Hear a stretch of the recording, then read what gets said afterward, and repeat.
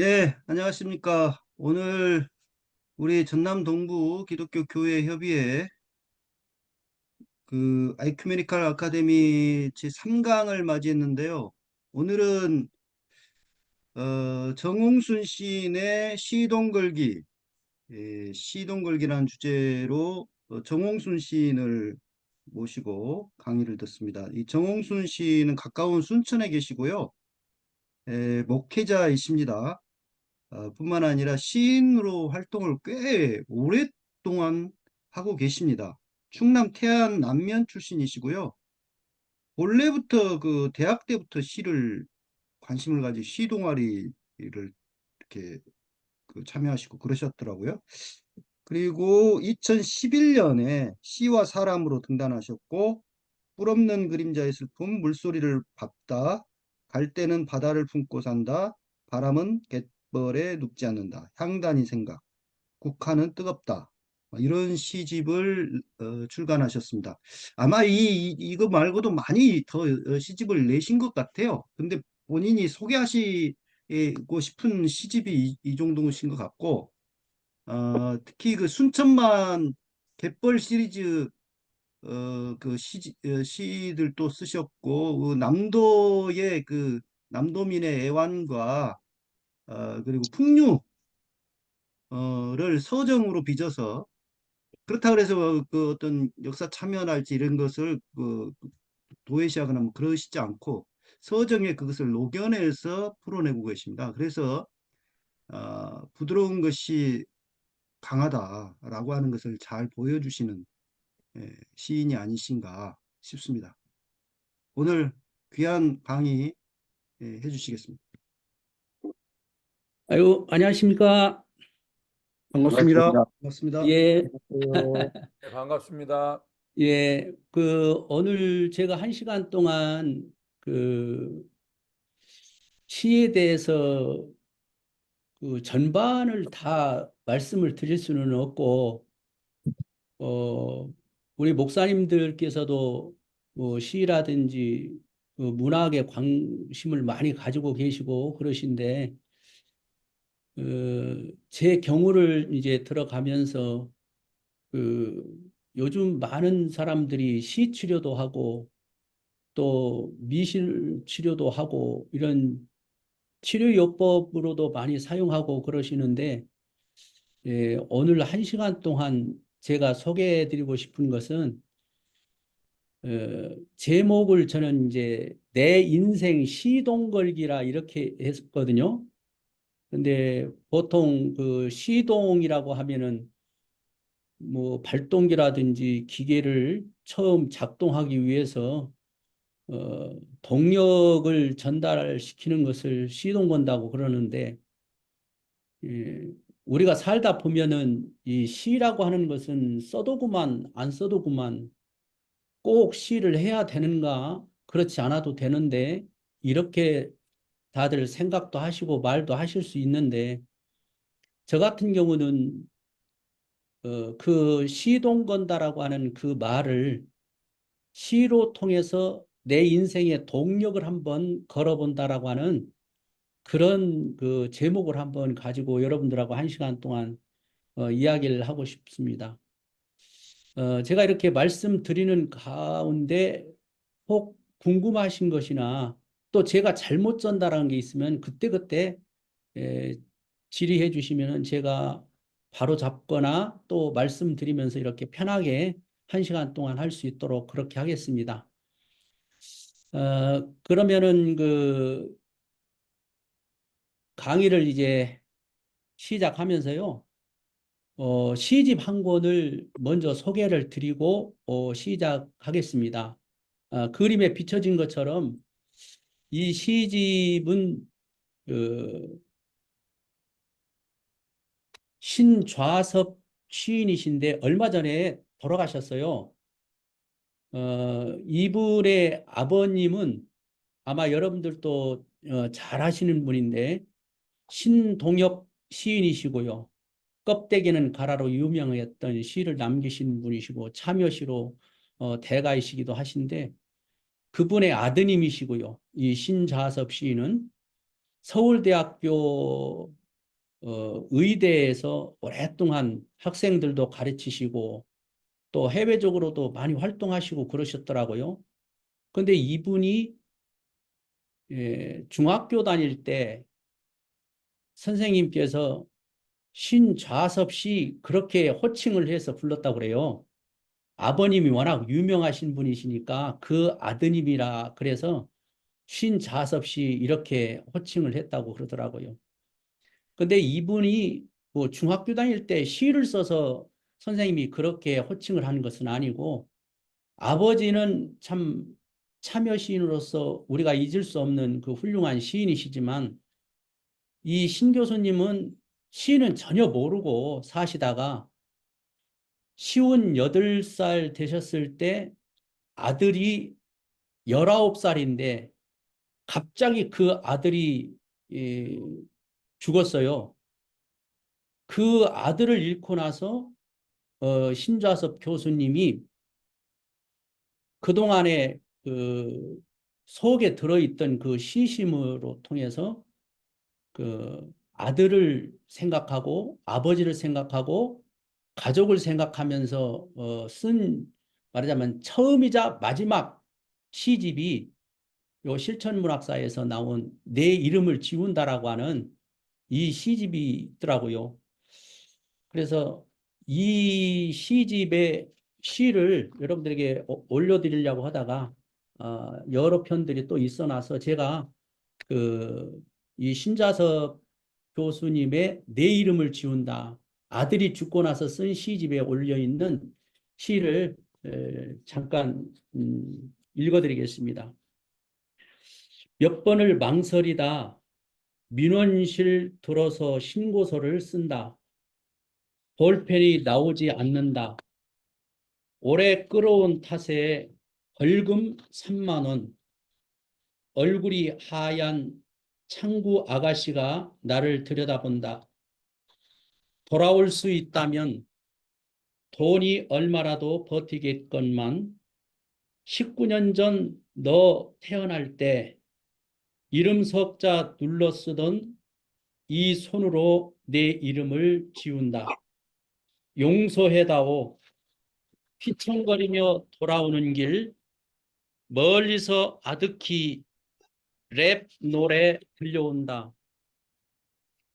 이름마저 지워진 내가 외롭게 랩을 부르는구나. 이게 내 이름을 지운다라고 하는 시 전문이거든요.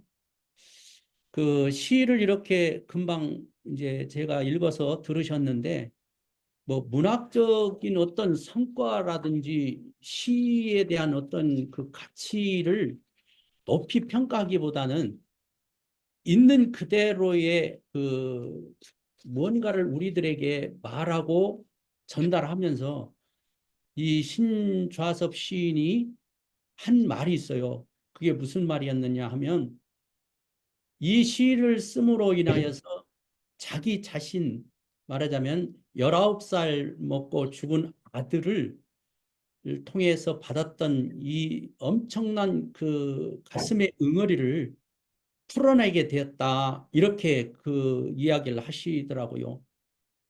그래서 우리들이 목회 현장이나 또는 생활 속에서 이런 엄청난 그 비극적인 일들이 왕왕 일어날 때 누군가는 음악으로 치유받기도 하고 누군가는 문학적인 여러 장르들 가운데서 하나로 치유받기도 하는데 이 신좌섭 교수님 같이 생전 시를 쓰지 않다가도 불현듯 그 아들을 생각하고 또한 그 가족을 생각하면서 시를 쓰게 된 것이 참으로 어떻게 보면은 오늘 여러분들하고 같이 나누고자 하는 이 강의에서 어, 우리가 무슨 문학적인 성과도를 높여가지고 시인으로서 무엇을 어떻게 하자라는 것이 아니라 우리들 생활 속에서 나도 그러고 또는 조우들도 그러고 글이라고 하는 것은 반드시 나를 돌이켜 볼 수 있는 치유하는 분명한 힘이 있다라고 하는 것을 이 신좌섭 교수님의 내 이름을 지운다는 이 시편을 통해서 같이 공감을 하면서 오늘 강의를 진행을 했으면 해서 이 시집을 먼저 소개를 드렸습니다. 제가 몇 곡지를 이렇게 PPT를 만들어서 올렸는데요. 첫 번째 금방 말씀드린 것처럼 시 공부는 인간 수업이다라고 이렇게 같이 이 말에 대해서 생각을 하고자 합니다. 시라고 하는 것은 솔직히 금방 말씀드렸던 것처럼 써도 그만, 안 써도 그만. 그러지만은 그 시라고 하는 것을 통해서 나의 감정이라든지 내 생활에 뭔가 좀 진실해지고 또 정의로워지고 하는 것들이 분명히 있거든요. 그래서 시란 진실한 생각에서 써지는 것이다. 또 뿐만 아니라 진실한 느낌에서 써지는 것이다. 그리고 진실한 표현을 통해 에, 나타나는 결과물이 시라 이렇게 얘기를 하는데 시 생명은 시인 자신의 시 사랑에서 비롯된다라고 그렇게 얘기를 하고 있습니다. 어떻게 보면은 처음에 시 쓸 때는 남을 많이 속일 수가 있겠죠. 그 시를 처음 대하는 사람은 남의 시를 읽으면서 그 사람을 속속들이 다 알 수는 없으니까요.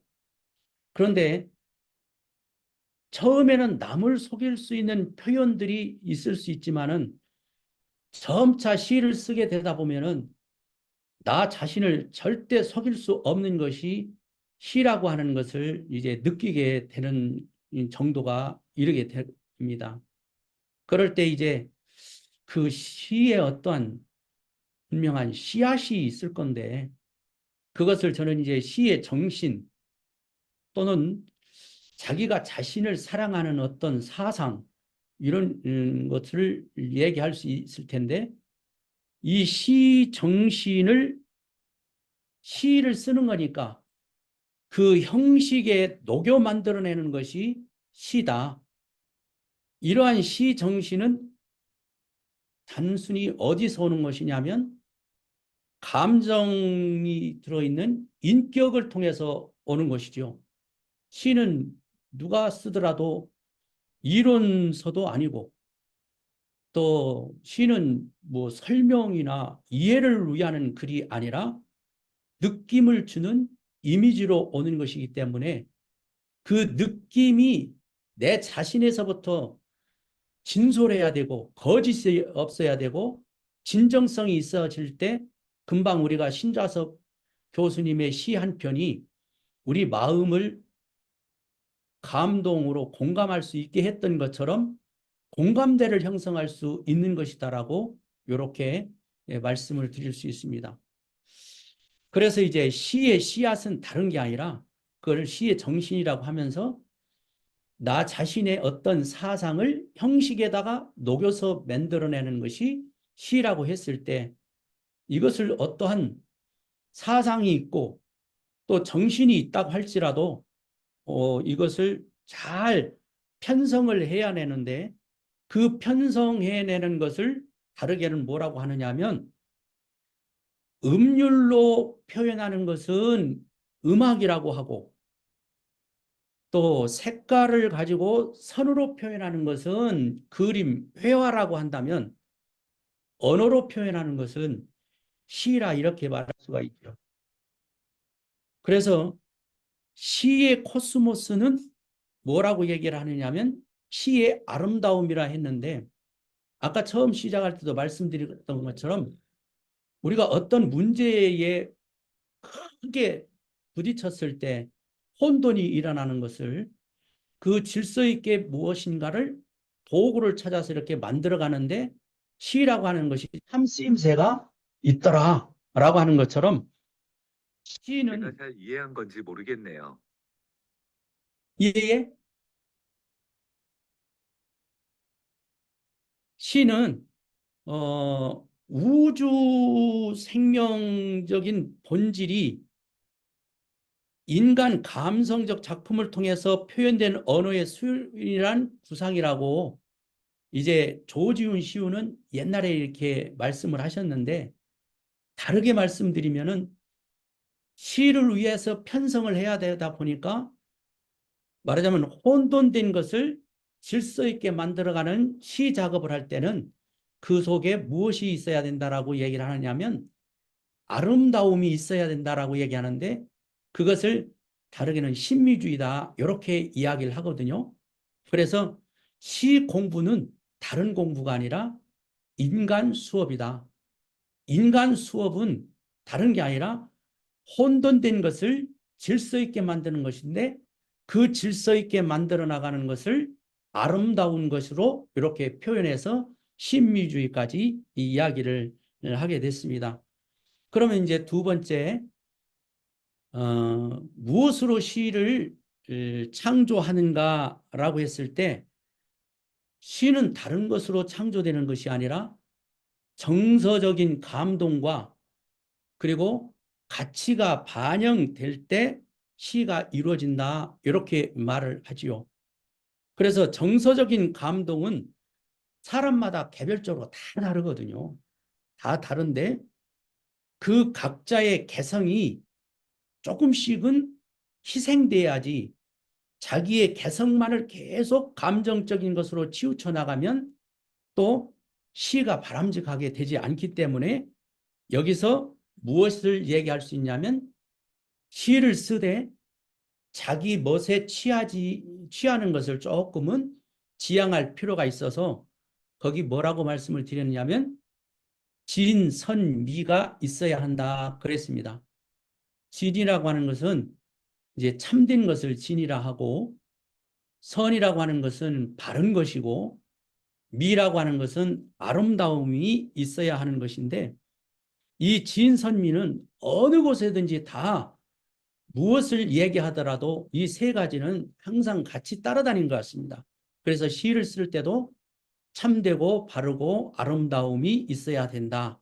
그랬을 때 시는 이러한 진, 선, 미 이런 것을 바탕으로 하기 때문에 분명한 가치가 있겠죠.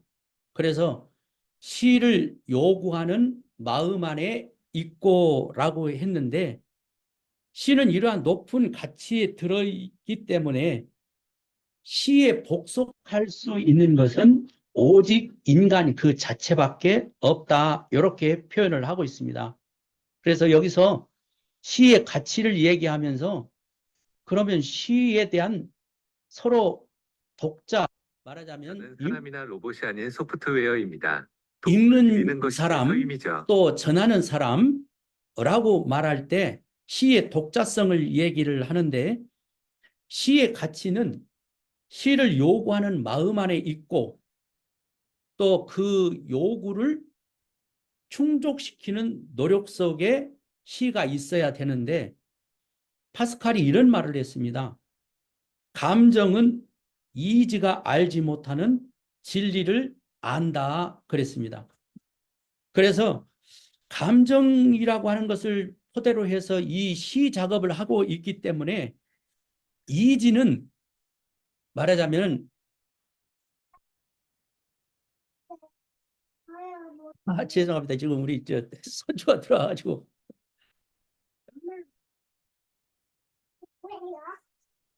이지라고 하는 것을 통해서 감정이라고 하는 것을 다 전달할 수 없지요.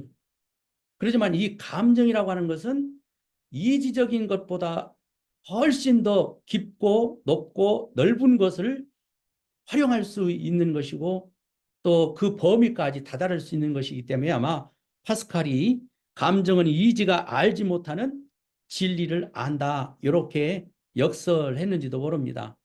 아까 우리 신 교수님의 시를 같이 나눈 것처럼 시는 상처를 싸매주는 붕대와 같은 역할을 하고 있다 이렇게 표현하면은, 그러면 정치는 뭐냐? 정치는 과학이라는 칼을 쓰고 또 종교는 신앙이라고 하는 약을 쓴다면, 시는 우리 생활에 어떤 직접적인 것이 아닌 간접성에 있지만 사람이 버릴 수 없는 것이니 이것이 곧 뭐다? 시의 사명이다. 이렇게 이야기를 할 수가 있습니다. 그래서 무엇으로 시를 창조하는가? 정서적인 감동, 시의 가치가 반드시 반영돼야 될 것이고, 그리고 시의 가치 속에는 무엇이 있어야 된다? 시의 독자성이 있어야 된다. 그리고 시는 상처를 싸매주는 붕대와 같은 역할을 한다. 이렇게 이야기하기 때문에 시는 무엇으로 창조할까라고 했을 때 정서적인 말하자면 이지가 알지 못하는 진리를 알고 있는 것으로 시를 만들어낸다라고 말을 할 수가 있겠습니다. 그러면 시 언어는 분명히 다른 언어하고 생리가 다르죠. 잘 알고 어떤 계시는 답변을 것지만 드려야 할지 잘 예, 모르겠습니다. 시의 언어는 제가 잘 이해한 건지 모르겠네요. 제2의 자연이고 또 생명의 표현으로 뭐라고 얘기를 하고 있냐면 유기체다 이렇게 이야기를 하고 있는데요. 사람의 생명이 정신과 육체의 활동에 있는 것과 같다 이렇게 말을 합니다. 그래서 시는 생명 전체가 하나로 된 통일감으로 체득되어 나오는 것인데 이제 한자를 좀 표현하면은 하늘의 마음을 신이라고 표현을 한다면 사람의 마음을 마음심자로 표현을 하잖아요. 이런 것처럼 최치원 선생이 접화군생이라고 하는 말을 썼는데 이 접화군생이라고 하는 말을 최치원 선생이 난낭비서에다가 썼거든요. 이 난낭비서에다가 접화군생이라는 말을 썼을 때 동학이라고 하는 그 전체의 주제를 얘기해라 그러면 한마디로 조화라고 하는 단어를 딱 떠오를 수 있게끔 최치원 선생으로부터 시작된 접화 군생이 거기까지 다다르는 것을 공부하면서 알게 됐습니다. 그래서 이 접화 군생은 이제 최치원 선생의 풍류에서 무슨 얘기를 하느냐면 하늘에는 이제 구름이 흐르고 땅 위에는 강물이 흐르는데 또는 바다가 이제 바닷물이 흐르게 되는데 이 두 가지 서로가 하나가 만들어지는 그 과정을 뭐라고 했느냐 하면 풍류라 그랬거든요. 그래서 최치원 선생은 풍류를 한국 고유의 정신사상 중에 참으로 귀한 것이다 이렇게 얘기를 했는데 거기서 나온 것이 뭐냐면 접화군생이거든요. 내가 너를 만나고 네가 나를 만나서 새로운 것이 생성된다라고 하는 것처럼 시라고 하는 것도 다른 게 아니라 내가 너를 만나고 네가 나를 만나는 접화분생과 같은 조화사상으로 통해서 나타나는 것이 시다. 그래서 시의 언어라고 하는 것은 어떤 소설 또는 산문 또는 이론서 이런 거하고는 좀 더 언어 자체가 다를 수밖에 없다는 얘기죠. 그래서 시 언어가 다른 것은 아까도 계속해서 말씀드린 것처럼 독특한 감성 작용을 통해 나타나기 때문에 그렇습니다. 그래서 서술하고 증명하는 것이 시가 아니죠. 짧고도 함축되는 생명 또는 그 최초의 무엇이 되냐면 발성. 그래서 되도록이면은 어떤 것을 막 설명하려고 하지 않고 있는 그대로의 것을 우리가 좀 그것을 최초의 발성이라 하는 것처럼 그것이 말한다고 했을 때 이렇게 말하지 않았을까? 라고 하는 것을 옮겨 적을 수 있는 것 정도가 시가 아니겠는가? 그래서 언어의 미술적이고 또 언어의 음악적이고 그리고 상상의 계시가 없다고 한다면 시는 산문에 불과하겠지요. 그래서 시는 느낌으로 표현하고 또 산문은 뭐로 표현하느냐면 묘사로서 서술한다. 이렇게 이야기를 합니다. 제가 올려드린 그 보시면 세 번째 보시면 시는 영감적 언어를 중심한다라고 하는 것을 얘기를 했는데 이 영감적인 언어라는 얘기를 했을 때 그 화성을 얘기하지 않을 수가 없습니다. 화성이라고 하는 것은 음악에서도 다 같이 도로만 계속해서 음을 얘기하지 않고 도가 있으면 미가 있고 미가 있으면 또 시가 있고 하듯이 높낮이가 다 되어져서 노래가 가락이 되는 것처럼 시도 뭔가 앞뒤 좌우 잘 뭐가 돼야 되냐면 윤색이란 말을 썼지요. 그래서 화성을 잘 이루는데 이거를 언어라고 하는 아까 말씀드렸지만 산문적인 언어가 아닌 감성의 진리 그 어디에도 도달할 수 없었던 그것을 잘 배열시켜서 탄생시키는 것이 시다라고 했을 때 뼈다귀의 시가 있고요. 그리고 하나는 껍질의 시가 있습니다. 이 뼈다귀 시는 뭐냐면 전달되기 쉽고 감명 깊은 언어로 써진 시가 오래 간다란 말을 했을 때 뼈다귀 시는 전달할 내용이나 목적 의식에만 막 치중을 해요. 저는 어떤 분한테 시를 공부할 때 몽둥이 시를 쓰지 마라 하는 표현을 들어봤거든요. 그 몽둥이 시라고 하는 것은 말하자면 몽둥이 자체가 무엇을 두드려 패는 것 같은 것처럼 그냥 무겁고 딱하고 막 힘있게 실리는 것만 같고 이런 것들은 좀 지양하지 않을 필요가 있냐라고 했을 때 나중에 공부하다 보니까 그게 뼈다귀 시였습니다. 그러면 또 껍질 시가 있잖아요. 껍데기 시는 표현 형식에만 치중한 나머지 감동적인 내용은 담아내지 못하는 것을 껍데기 시 또는 껍질 시라 이렇게 이야기를 하고 있습니다. 그래서 세 번째는 시의 언어는 분명히 다르지요. 산문 또는 이론 이런 글과는 전혀 다르지요. 그래서 여기까지 오는데 무슨 얘기를 했느냐 하면 독특한 감성 작용으로 마치 노래를 만들어내듯이 화성을 잘 언어를 배열해서 나타내는 것이 시다. 이렇게 말씀을 드릴 수 있습니다. 이제 잠깐 이제 그림 하나 보시게요. 이 그림은 낭도에 가서 제가 그 물끄러미 바다를 또 섬 끝에서 육지를 바라보고 있는데 누군가가 제 모습을 찍었어요. 그런데 이것을 보고 제가 무엇을 나중에 생각을 했냐면 거기 육리의 힘이라 그래놨는데 육리의 힘은 창세기에 보면은 셋째 날 창조하실 때 바다와 육지가 나뉘었다라 하는 말씀이 나오잖아요. 그랬을 때 그 나뉜다라고 하는 그 말이 다른 게 아니라 그것이 다르게는 제가 표현하는 것은 이별인데 이 태초에 하나님이 바다와 육지를 이별하게 하신 것은 우리 사람들의 이별과는 전혀 다르더라고요. 뭐냐면 순환이라고 하는 리듬을 통해서 육지는 바다와 바다는 육지와 함께 계속해서 생성하고 또 순환하면서 나가는 어떤 무언가의 힘이 있더라고요. 그래서 거기서 제가 느낀 것이 뭐냐면 바로 이것이 인간이라고 하는 한 번 누군가와 헤어지면은 절대로 다시 이을 수 없는 그런 이별이 아니구나.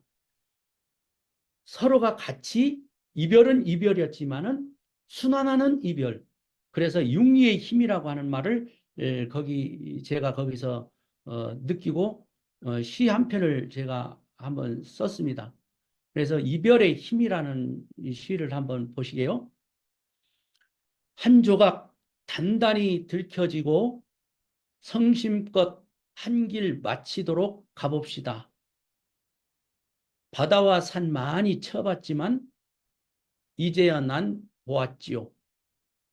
해안선 떠나는 육리의 힘 높이 솟아오르는 앞산머리 봉화산이 걸고 있는 시동을.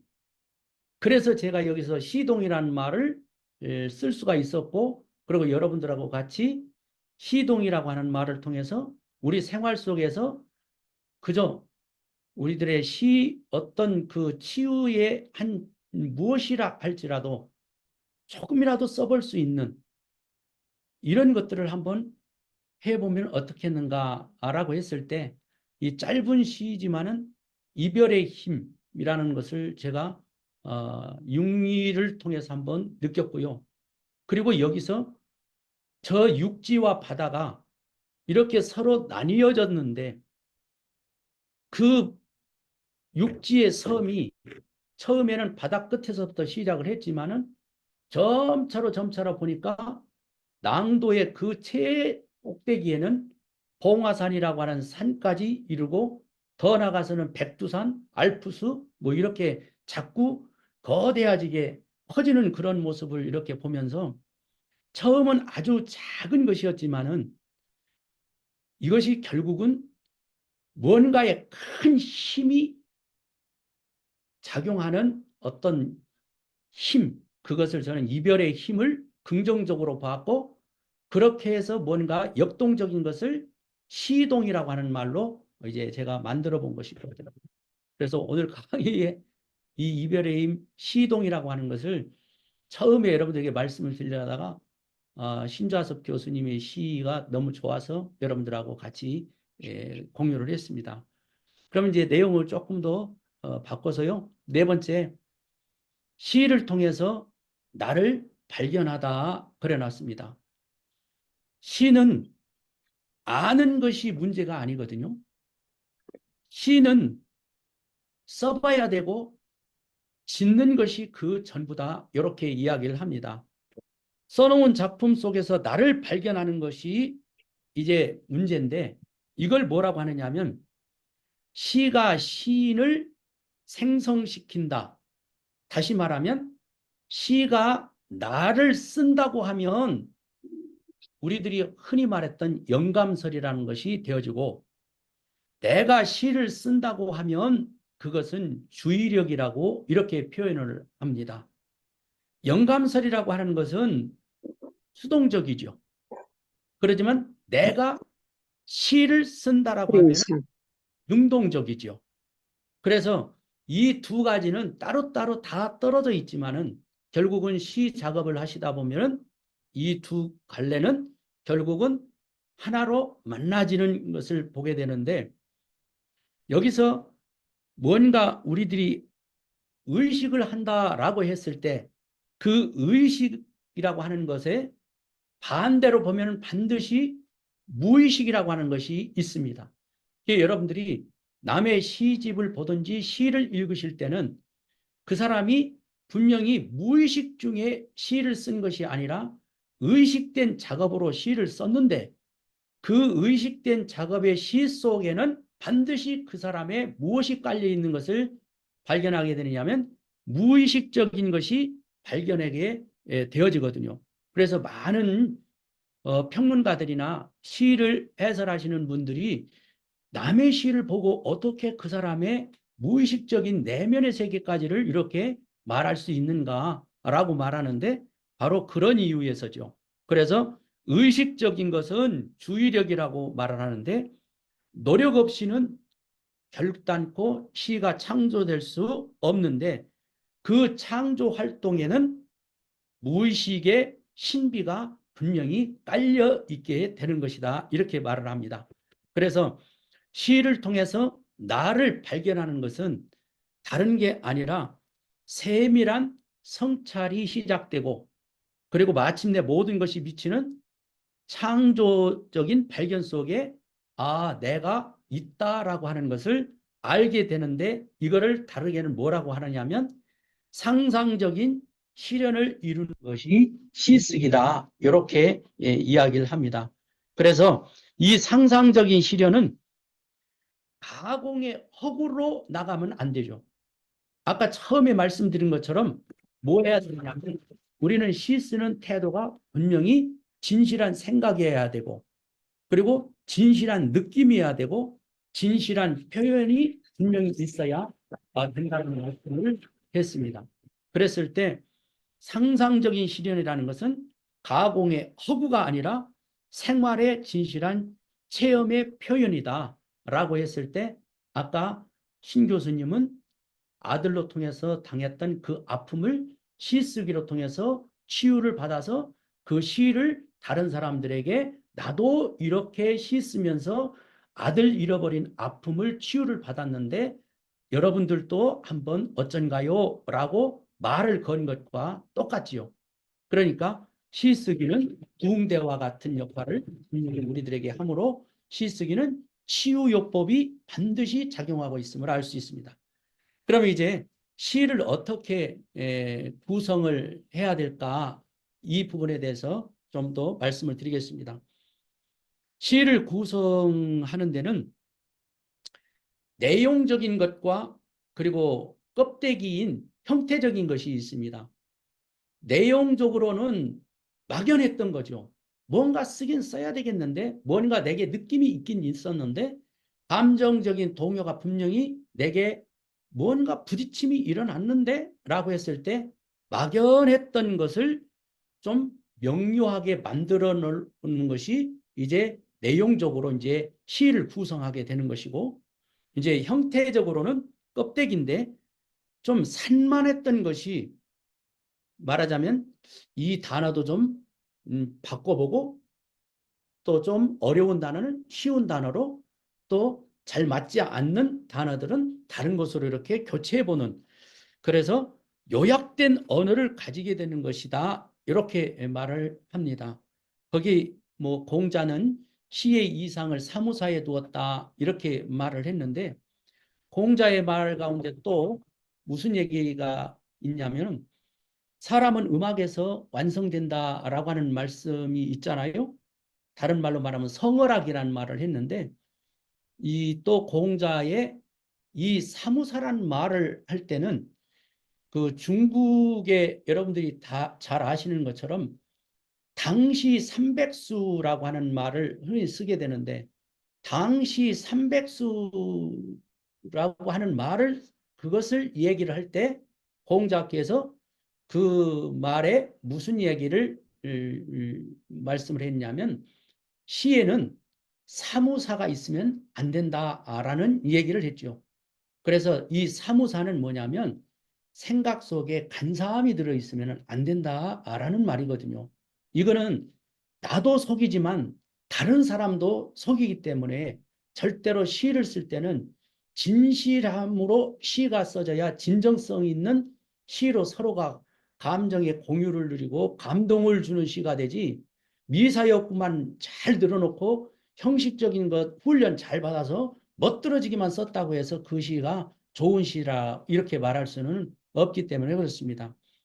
그래서 시를 구성하기에는 무엇이 있냐면 분명히 시를 쓰기 위한 소재가 있겠죠. 그리고 그 소재를 어떻게 잘 시로 통해서 나타낼 수 있는가라고 하는 기술이 또 필요할 텐데 아까 말씀드린 것처럼 조화가 필요합니다. 그래서 접화군생이라는 말을 조화사상으로 이렇게 여러분들에게 말씀을 드렸는데 시에도 이런 논리가 필요하거든요. 그래서 소재가 있어요. 그리고 또한 그것을 기술적으로 어떻게 해야 되느냐? 조화를 이루어야 되는데 이게 다른 말로 말하면 내용적인 방법입니다. 그래서 이 내용적인 방법을 세 가지로 표현을 했는데 우아한 시가 되든지 또는 비장한 시가 되든지 또는 깊이 가만히 들여다볼 수 있는 관조한 시가 되든지 이 셋 중에 하나는 분명히 시가 이루어지겠죠. 그랬을 때 이 우아한 시를 다르게는 소박한 시라고 그렇게 말하는데 이거는 정서적인 표현을 가지고 우아한 시, 소박미 그렇게 이야기를 합니다. 다르게 말하면 조화의 미를 갖췄어요. 그리고 고요한 아름다움 속에서 즐거움을 가져오는 참된 멋을 가지고 있는 시를 우아한 시다 이렇게 이야기를 하고 있습니다. 그러면 그 밑에 비장한 시라고 했는데 이 비장한 시는 감상미라고 했거든요. 그런데 이 비장한 시는 말 그대로 뭔가 비장함이 그 속에 들어있어요. 그래서 거기 김영랑의 그 예시로 두 견을 제가 옮겨 놨습니다.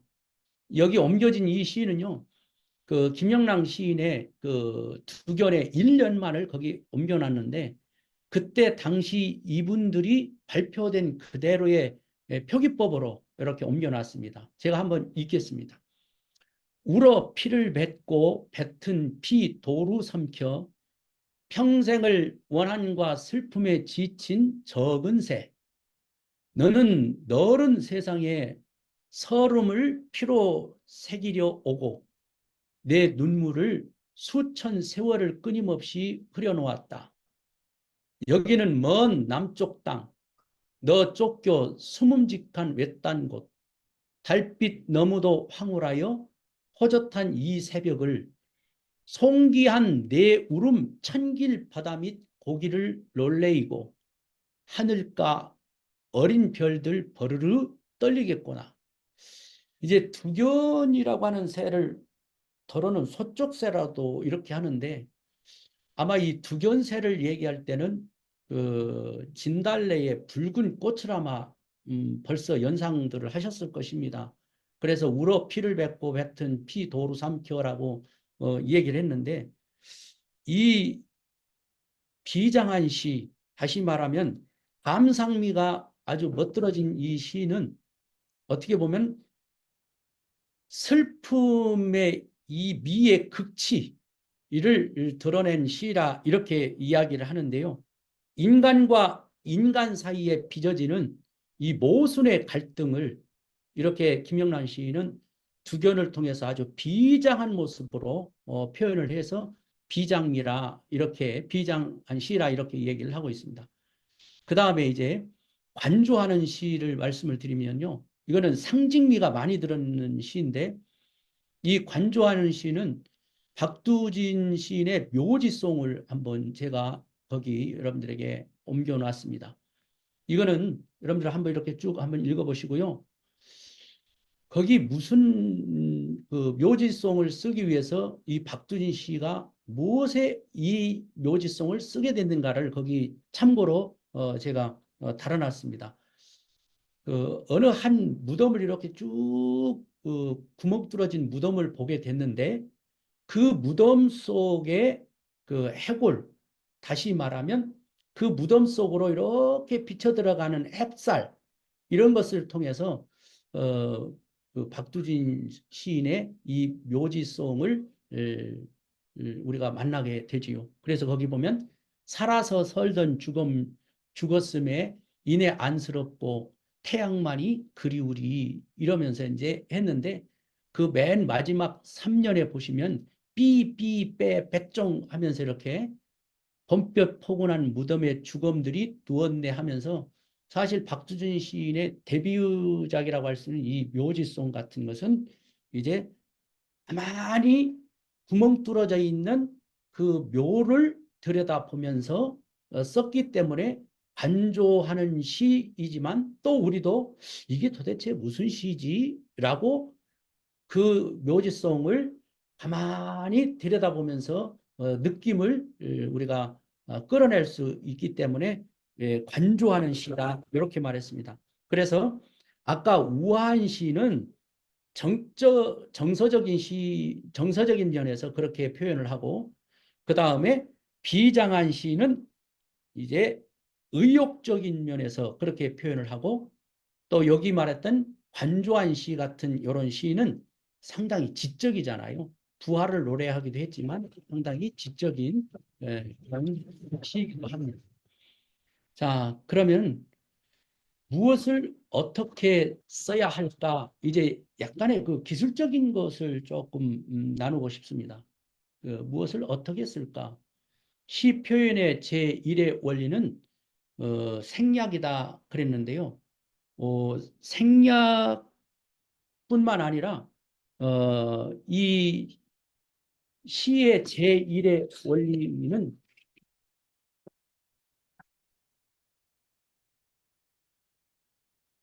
생략도 있지만, 그리고 또 여기서 무엇도 나오느냐 하면은 부연이라고 하는 게 나옵니다. 이렇게 생략하는 것은 많이 무엇인가를 생략한 것이기 때문에 쉽게 이해를 하시죠. 또 부연도 하는데 그 시가 그 부연을 계속하다 보면 그 시의 말이 너무 길어지고 또 시 가락들이 너무 길어지기 때문에 어떻게 보면은 좀 난해한 것에 빠지는 경우가 흔히 있습니다. 그래서 시를 표현할 때 첫 번째로 생각해야 될 원리는 생략할 줄 알아야 된다. 그래서 복잡한 사상을 한꺼번에 다 집어내야 되겠다. 이것도 어떻게 보면 한 편의 시를 쓰는데 욕심이겠지요. 그래서 단순화작이 필요하고 생각은 길지만 길은 짧고 압축되게 쓰는 것이 그게 뭐다. 이게 시 쓰는 기술이다라고 얘기할 수 있습니다. 그래서 정지용의 그 난초를 한번 보십시오. 아주 짧은 시잖아요. 얼마나 많이 생략했는가 모릅니다. 난초, 차라리 수묵색, 얇은 안개와 꿈이 오다. 한밤에 여는 담은 입술이 있다. 별빛에 눈 떴다 돌아눕다. 드러난 팔굽이를 어쩌지 못한다. 적은 바람이 오다 춥다. 이 정지용 시인의 난초인데 굉장히 생략을 많이 해서 이렇게 써놨습니다. 그렇다고 해서 이 시가 도대체 어려워서 나 못 읽겠소 이렇게 되어지지는 않았습니다. 그래서 이런 시들을 우리가 모범적으로 한번 말씀을 드리고요. 이제 부연해서 쓰는 시들 가운데 이상화 시인이 쓴 별 같은 작품을 혹시 시간 있으시면 한번 찾아보시면은 좀 그런 시들은 좀 뭔가 서술적인 게 굉장히 많이 있기 때문에 부연적인 시로 이야기를 하기도 합니다. 그 다음에 시 표현의 제2의 원리는 해조와 변조라 그랬습니다. 이게 조금 그 한자말이라서 조금 어려운데요. 거기 제가 조금 여러분들이 보시도록 좀 달아놨는데 잘 보이시는가 모르겠습니다. 이 해조와 변조인데 해조라고 하는 것은 잘 율조를 만들어 놓은 일종의 뭐냐면 정형시 같은 것을 해조라 그리고요. 변조는 그 틀을 깨버리는 거죠. 그 틀을 깨버립니다.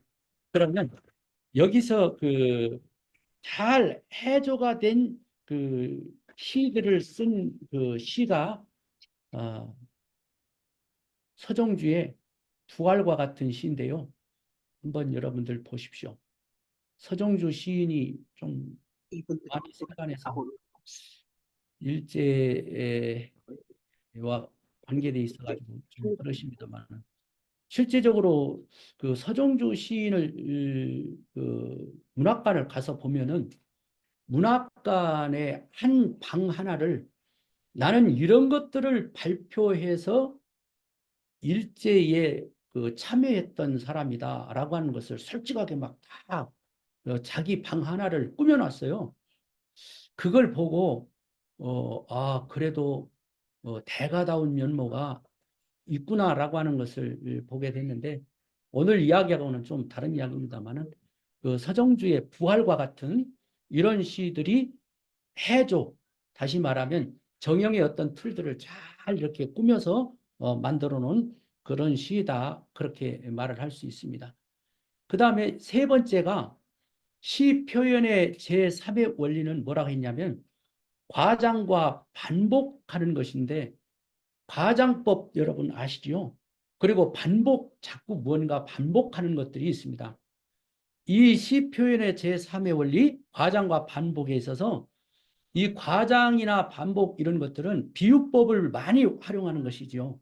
그래서 좀 뭔가 지나친 허풍을 떠는 것, 예를 들면은 뭐 구름이 자고 간다, 뭐 이런 표현들을 쓰는 것들은 다 과장이죠.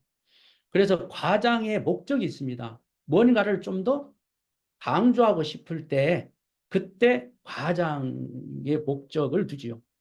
그래서 의성어, 의태어, 의납법 또는 의물은 이거는 비유를 통해서 다 과장되는 것입니다. 변형로에 한번 논계를 한번 거기 올려놨는데 한번 보시죠. 거룩한 분노는 종교보다도 깊고 불붙는 정열은 사랑보다도 강하다. 아, 강낭콩 꽃보다도 더 푸른 그 물결 위에 양귀비 꽃보다도 더 붉은 그 마음 흘러라. 여기 이제 대본이 여러분들도 잘 아시는 것처럼 강낭콩이 나오고 양귀비가 나오는데 강낭콩 또는 양귀비 꽃보다도 뭐라고 하는 이런 것들이 전부 다 더 강조하고 싶어서 만들어낸 그런 표현들이지요. 그런 반면에 김소월의 먼 후일 같은 이런 작품은 뭔가 계속 반복을 해요. 잊었노라, 무척 그리다가 잊었노라, 또 믿기지 않아서 잊었노라, 잊었노라. 이런 것들은 똑같은 말을 계속 반복한다고 해서 동어 반복이라 그렇게 이야기를 하고, 이제 박두진 씨의 반복어 같은 것은 유어 반복, 말하자면은 의미가 같이 상충되어지는 그런 것을 계속 반복해서 쓰는 그런 것들을 이야기하는데, 여기 반복에서는 동어 반복인 김소월의 먼 후일을 올려놨습니다. 자, 이렇게 해서 이제 시가 써지게 되는데요. 기술적인 면을 이제 잠깐 말씀을 드렸다고 한다면, 아무리 좋은 시를 우리가 썼다고 할지라도 그 시가 다른 사람으로 통해서 독자성을 가질 수 있어야 되고 읽혀질 수 있어야 더 좋은 시가 되겠지요. 그렇게 좋은 시가 되려면 시를 그러면 어떻게 활용할 것인가라고 하는 활용성에 대해서 잠깐 말씀을 드릴까 싶습니다. 문학의 3대 근간은 첫째는 서사시가 있습니다. 그리고 또 하나는 서정시가 있고, 그리고 하나는 극시가 있습니다.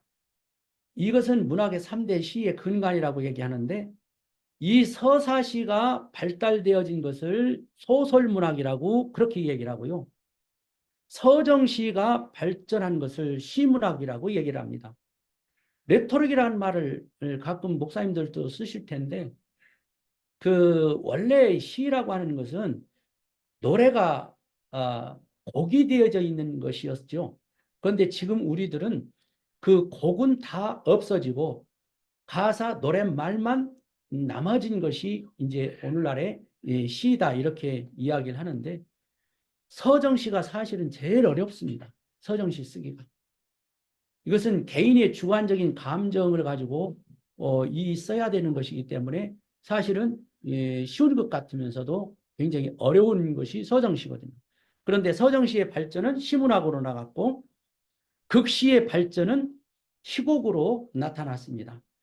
이것은 다시 언어만을 취해서 얘기하는 시는 소설, 언어와 음악을 취해서 노래하는 시는 시가, 언어와 음악과 무용을 종합한 몸짓으로 하는 시를 뭐라고 하느냐면 시곡이라고 그렇게 얘기를 하지요. 그래서 시라고 하는 말을 성경에도 딱 한 번 찾아볼 수 있습니다. 어디서 찾아볼 수 있냐면 에베소서 2장 10절에 보면은 우리는 신의 만드신 반이라 라고 하는 그 에베소 2장 10절 말씀을 영어 성경으로 찾으면 포트리로 나옵니다. 그래서 저 깜짝 놀랐어요. 왜 포트리로 썼지? 그랬을 때 이 포트리라는 말이 그게 말하자면 창조하는 이라는 뜻을 갖고 있었기 때문에 그랬습니다. 그래서 만드신 반이라 이렇게 해석을 했더라고요. 그러면서 이 시자라고 하는 그 단어를 가만히 한번 보세요. 한문으로 제가 거기 가로해서 시자 표기를 해드렸는데, 이 시자를 보통 사람들이 뭐라고 하느냐면 언어에 집을 짓는 것이 시다 이렇게 많이들 얘기하거든요. 그런데 언어에 집을 짓는다라고 하는 말은 김지아 시인이 한번 써먹은 이야기가 이게 정착이 됐어요. 김지아 시인이 언어로 집을 짓는 거다 했을 때 그 말씀 언변에 절사를 써가지고 아마 그것을 그렇게 해석을 하신 것 같은데 이거보다 더 좋은 표현이 있습니다. 뭔 표현이냐면은 거기 뭐라고 해냈냐면 언어로 시중드는 것이 시다 그렇게 해놨죠. 그런데 말씀언이라고 하는 그 말을 가지고 절사로 보시지 말고 그 마디촌 위에 토자변이 붙어 있잖아요. 그런데 그것이 옛날 그 표현을 찾아보니까 뭐냐면 머리 위에다가 제사를 지내기 위해서 제물을 이고 가서 바치는 그게 굳어진 표현이답니다, 이게. 그러니까 얼마나 이 시라고 하는 표현이 말하자면 다른 사람에게 내가 언어로 이고 가서 시중드는 제례 행위와 같은 것이니 참 기가 막힌 표현이지요. 그래서 언어로 시중드는 것이 시다. 이렇게 이야기를 하고 있습니다.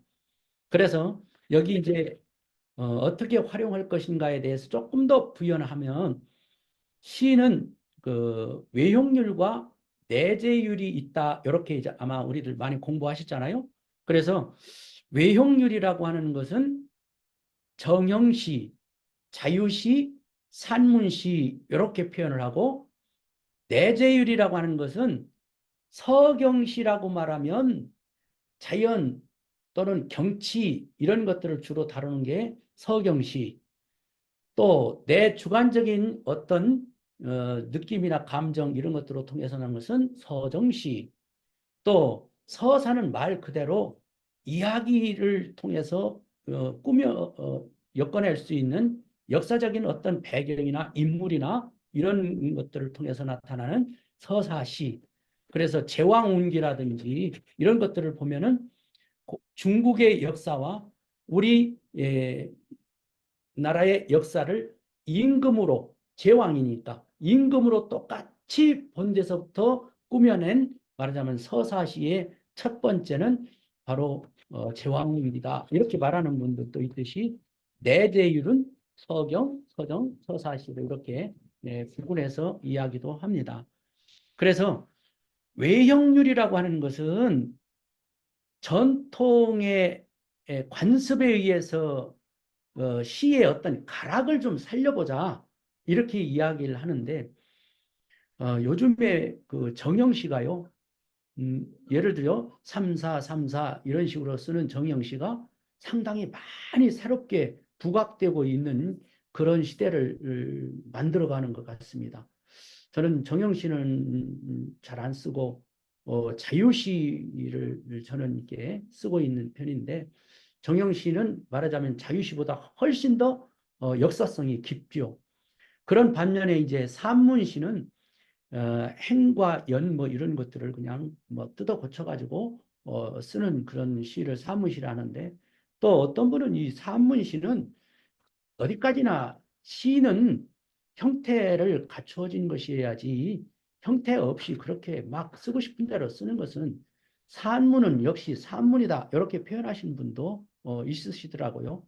그것은 본인들께서 이제 나는 산문시를 써야 되겠다. 나는 자유시, 나는 정형시 어떤 것이 나는 맞다라고 하시면 그쪽으로 이렇게 사용하시면 좋을 듯 싶고요. 그 다음에 내재율이라고 하는 것은 금방도 말씀을 드렸는데 이것은 운율의 감각을 얘기하는 것이거든요. 그래서 어, 서경시든 서정시든 분명히 그 속에는 어떤 가락이 분명히 있습니다. 그 가락이 충돌함에도 불구하고 굳이 그것을 가져간다고 한다면 그 시는 바로 그 독자성을 잃어버리지 않을까. 그래서 앞에서 예를 들면은 그 어떤 단어 하나를 썼는데 그 단어를 반복해서 쓰는 것도 좋은 일이겠지만 그 다음 행으로 갈 때는 뭔가 충돌이 일어났는데 그러면 그거를 살짝 털어서 바꿀 수도 있는 이런 것들이 이제 그 운율에 관심을 두고서 시를 활용하시거나 쓰실 때 필요한 듯 싶습니다. 그럼 이제 목적과 활용에 대한 말씀을 조금 더 드리겠습니다. 시는 다른 것이기보다는 일단은 충족작용이 있는 것 같습니다. 저 같은 경우도 시를 안 쓰고 살면 되잖아 라고 하지만은 그 시가 나로 통해서 뭔가 그 성취적인 어떤 것을 분명히 가져다 줘요. 그런 것들을 충족작용 중에 하나라고 볼 수 있겠죠. 그런 반면에 시는 분명히 정화작용도 있습니다. 시가 뭐 필요해? 라고 했지만 누군가는 그 시를 통해서 눈물을 흘리기도 하고 누군가는 그 시를 통해서 그래 우리가 그런 것을 생각을 했었는데 하면서 거기에 호응할 수도 있고 또 막 정의감이 불타올 수 있고 그래서 두 가지 거기 말씀을 드린 것처럼 충족작용과 정화작용, 카타르시스라고 하는 것이 분명히 있기 때문에 시인은 활용도가 여기에 있다라고 하는 것을 말씀을 드릴 수 있고 그 다음에 시의 목적에는 반드시 뭐가 있어야 되느냐면 예술성과 공리성이 따라야 되는데 그 문학이기 때문에 예술성을 부인하면 안 되거든요. 예술성이 반드시 받쳐져야 되고 그리고 공리성이라고 하는 것은 다른 사람도 공유해서 같이 활용할 수 있을 때 공리적인 것이라고 말을 할 수 있는 것처럼 시의 목적에는 예술성도 있어야 되고 공리성도 있어야 된다. 그 반면에 또 무엇이 있어야 되냐면 윤리성까지 있어야 되거든요. 전에 이제 어떤 제가 답변을 드려야 할지 어떤 잘 분의 모르겠습니다. 명함을 한번 받은 적이 있습니다. 근데 그분의 명함에 그 뭐라고 표현을 했냐면 시성 누구누구 시인 누구 이렇게 썼더라고요. 당신이 그 시 쓴다고 하는 것을 명함에다 그냥 어디다 그냥 시인 이렇게만 표현해도 될 텐데 강조를 한 서너 번씩 자기 이름에다가 이렇게 한 것을 보고 제가 무슨 생각이 들어졌냐면 그렇게 자기가 시 쓴다고 하는 시인이라고 하는 것을 다른 사람에게 강조하기보다는 과연 당신은 시인으로서의 의식이 있냐? 그거를 그분에게 묻고 싶은 적이 있었습니다. 무슨 얘기냐면 시인은 그냥 시인 돼서 나는 어떤 자격증 같은 것을 나는 저 사람보다 무슨 지적으로 우월성 이런 것이 중요한 게 아니잖아요. 시를 쓴다고 한다면 처음에도 말씀드린 것처럼 진실해야 되죠. 거짓이 없어야 되잖아요. 남을 속이는 것이 들어가면 절대 안 되는 거니까. 그래서 시를 쓴다고 한다면 반드시 시의 의식이 있어야 되는데 시를 쓴다고 한다면 말하자면 저는 예수를 믿으니까 그 예수 믿는 것에 대한 의식이 있고 시를 쓰니까 시인으로서의 의식이 있으므로 나는 다른 사람이 한 가지 의식을 가졌다고 한다면 저는 두 가지 의식을 가졌다 해서 조금 저 자신에게 그 의식을 조금 강조하고 그렇게 살아가는 편에 있거든요. 그래서 여기 윤리성을 얘기를 했는데요. 시는 먼저 시가 돼야 하는 것이 윤리입니다. 어떤 답변을 예, 드려야 할지 잘 시가 시도 모르겠습니다. 아닌데도 불구하고 그것을 시라고 자꾸 우겨서도 그런 윤리성에 저촉될 수밖에 없죠. 그래서 언제나 시로서 무엇을 가지도록 힘써라? 생명력을 가지도록 힘써라 그랬는데 거기 콕트 이야기를 제가 적어드렸습니다. 프랑스 시인인데요. 무슨 말을 했냐면 젊은이에게 단번에 마음에 드는 시인은 아예 믿지 말아라. 빠른 성공처럼 증발되기 쉬운 것은 없기 때문이다. 저는 이 말이 굉장히 마음에 와닿습니다. 무슨 얘기냐면 어떤 분들은 예를 들어서 신춘문예에 딱 어디에 당선이 됐어요.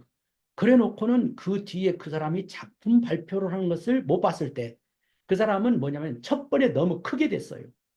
감당치 못할 상을 받은 거거든요. 어쩌면 그 상을 받기 위해서 그렇게 시를 썼는지도 모르겠어요. 그러나 우리는 그것이 중요한 것이 아니라 생활 속에서 시와 내가 함께 하면서 금방 말씀드렸던 것처럼 의식화되어진 어떤 나의 삶 속에 시가 나에게 있다라고 하는 것에 이르기까지 이렇게 좀 무언가 발전적으로 이렇게 계속 상승작용을 하면서 갈 수 있으면 더욱 좋을 것인데, 그래서 초기 성공한 것을 자랑하지 마라. 그것이 결단코 좋은 시인이 될 수는 없다라는 뜻으로 제가 거기 콕토의 말을 인용해 놓았습니다. 그런 밤에 조지훈의 이런 말씀이 있거든요. 시인은 먼저 시인이 되어야 하고 끝까지 시로서 인생에 보람을 두어야 한다. 이렇게 조지훈 시인은 얘기를 했습니다. 이제 마지막 시에 대한 태도와 비밀을 말씀을 드리겠습니다. 아마 여러분들 저는 그 금슬이 죽은 못하는 시인의 성격이라서요. 사회라고 하는 영화를 다 보셨을 거예요. 1990년도인가 그 무렵쯤에 나왔던 영화로 제가 기억하고 있는데, 그 선생님이 그 학생들과 말하자면 우리식으로 말하면 그 진학을 위한 수업을 열심히 해줘야 되는데, 뭐 시를 얘기한다든지 뭐 또 문학을 얘기한다든지 노래를 같이 부른다든지 이런 의외성 있는 그런 수업을 막 하는 것에 대해서 굉장히 반동 있는 그것을 죽은 시인의 사회에서 저도 봤는데, 그 죽은 시인의 사회 못지않게 우리나라에 드라마가 하나 있습니다. 영화인데요. 영화인데 그 이창동 감독이 만든 시라고 하는 그 영화가 있어요. 그 영화에 윤정희 씨가 주연으로 나왔었죠. 그래서 그 윤정희 씨가 그 주연으로 뭘 보여주느냐면, 아, 내가 모르던 세상에 아름다운 것이 여기 있었네. 그러면서 제가 도울 수 이제 있는 다른 일이 시를 있을까요? 쓰기 시작을 했는데, 시를 쓰기 시작하면서 시를 쓰기 위해서 또 세상을 보게 되는 것이 거기 나와요. 그러다 보면서 또 세상은 또 그렇지 않은 것이 또 있네 라고 하는, 말하자면 세상의 아름다움과 그리고 아름답지 못한 세상의 이중구조가 그 시 속에, 시라고 하는 작품 속에 이창동 감독이 만들어내는 작품이 있습니다. 이렇듯 그 시라고 하는 것에 대한 어떠한 여러 가지의 사회적인 분명한 태도가 있어요.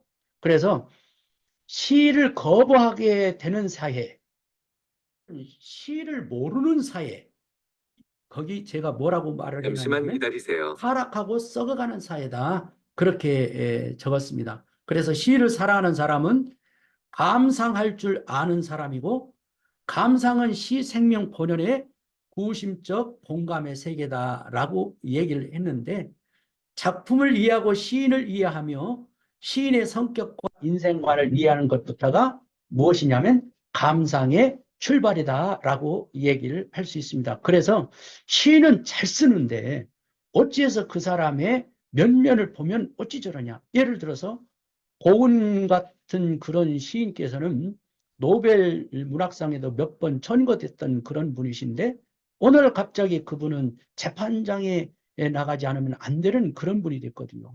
그게 뭐냐면 시의 인격을 우리가 한번 봐야 되는데, 그 시의 인격을 볼 때는 그 시에 대해서 논하는 것이 아니라 그 시를 쓰는 그 사람에 대해서 논하게 되는 것이거든요. 그래서 여기 다른 말이 아니죠. 시 감상에는 이제 두 가지가 있는데, 내일인걸요. 하나는 관조, 그리고 하나는 향수와 평가로 이루어지는데, 이 관조는 아까도 말씀드렸던 것처럼 지적인 활동이고요. 그리고 향수는 말 그대로 즐기는 거지요. 정적인 활동입니다. 그리고 평가라고 하는 것은 의적인 활동을 이야기하는데, 이제 우리가 이제 여기서 무슨 말씀을 드리고 싶으냐 하면은, 음미라는 말을 쓰잖아요. 음미. 그래서 음은 눈으로 읽고 귀로 듣는 간독, 간독. 그걸 조형미 또는 해화미라고 하는데, 음은 눈으로 읽고 귀로 듣는 간독. 그리고 미가 있어요. 미는 맛보는 것, 향기 맡는 것을 뭐라고 하냐면 미독이라고 하는데, 그것을 감각미라고 하는데, 이거를 다르게 말해서는 심독 이렇게 표현을 하지요.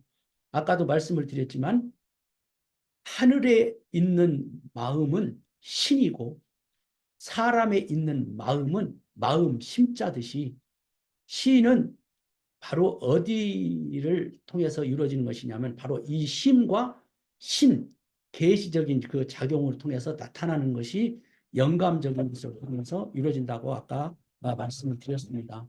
그러면 시가 탄생하기까지 비밀이 있지요. 그런데 그것은 자기의 몫입니다.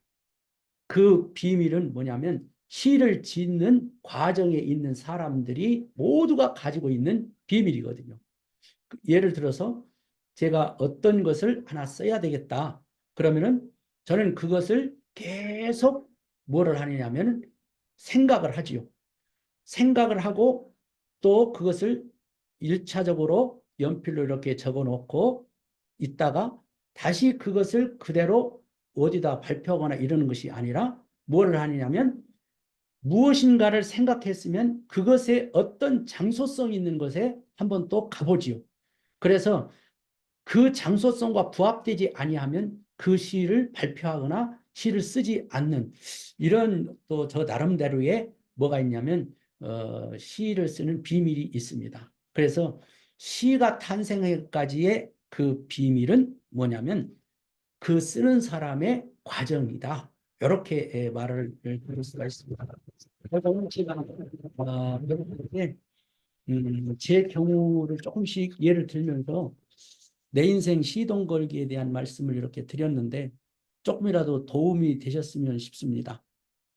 제가 준비한 강의는 여기서 마치도록 하겠습니다.